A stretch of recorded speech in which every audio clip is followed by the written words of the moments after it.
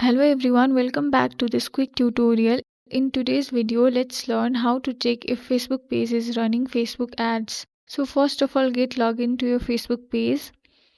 After that, here tap on these three horizontal lines and scroll down to settings. Again, scroll down to page details.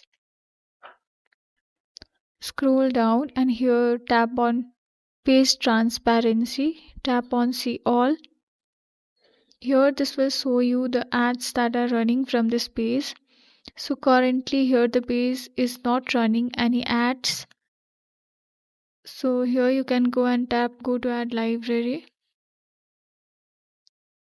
So it will show you all the ads that the page are running and in which applications.